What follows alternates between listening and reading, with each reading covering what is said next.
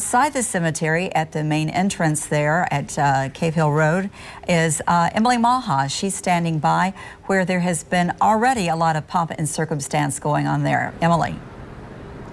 Yes, Vicki, I'm going to step out of the way right now. This is the entrance to Cave Hill Cemetery, and you can see the fire department making sure that this flag is absolutely perfect when the procession drives underneath it into Cave Hill Cemetery. It is breezy out here, and these first responders multiple times have taken this flag down to make sure that it is absolutely not tangled up and perfect as it waves in the breeze as Officer Rodman is brought to his final resting place at Cave Hill Cemetery. And if you take a look just to the right, that's Cherokee, and on the corner over there you can see a number of people starting to set up their chairs. Some of them have flags, some of them have made posters. We've seen blue ribbons being tied to some of the telephone poles outside of the cemetery.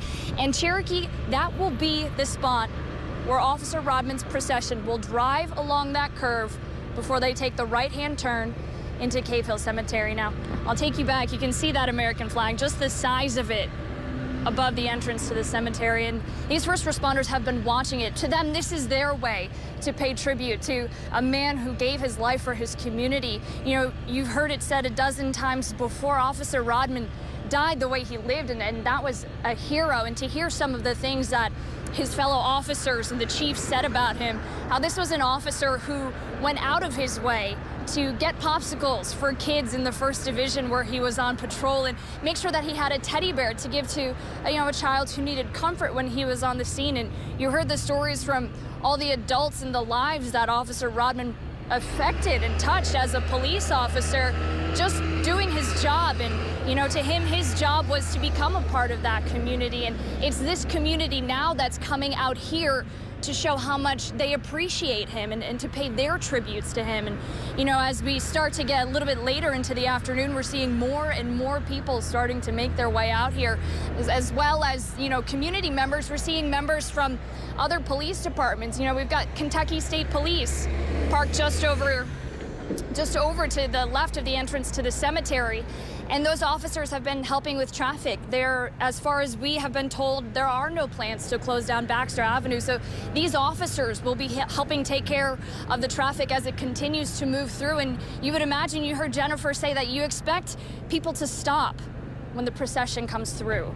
That's something we expect to see outside of the entrance to the cemetery is when Officer Rodman and his family make their way through the gates of this very sacred place, that people will stop and pay their final respects to an officer who just cared so much. Every time you hear someone talk about him, whether he was, at a basketball game or whether he was on patrol, this was a man who cared about everything. And you heard him talk about his family, and we're starting to see parents with their kids coming out here. It's spring break, and we're seeing families making their way out here to pay their final respects to Officer Rodman. You can see what looks like this may be a mother and daughter wearing blue. You've heard Jennifer talking a lot about the thin blue line and how much of a family the LMPD is. And we're starting to see people coming out here with those blue flags and blue outfits as a sign of support and a tribute to Officer Rodman. I'll send it back to you guys. Well, Emily, I have a question for you. I don't know if you know the answer, and I may be just throwing you under the bus. I don't mean to be, but do you have any idea how far this gravesite is from the entrance to Cave Hill? And in this procession of hundreds of cars, where will they all go? Where will they park? Vicki, where will they stop? I don't have the answer to that, but what I can tell you is that just from standing, we're on Baxter Avenue across from the entrance to Cave Hill Cemetery.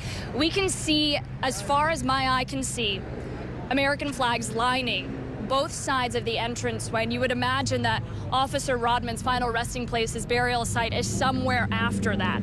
Exactly where in the cemetery, we haven't been told just yet, but at the family's request, they've asked us to come in and be present and to have a live picture inside of the cemetery. So I can check with our photographer who's in there, who is going to be giving that live picture of the very final moments before Officer Rodman is laid to rest. Now, as far as parking, I imagine that this will be something we will see the procession go in through the cemetery, and as many cars as they can get in an orderly fashion, I would imagine, would be how they'll handle that. As far as where the extra officers will go, I haven't heard that much.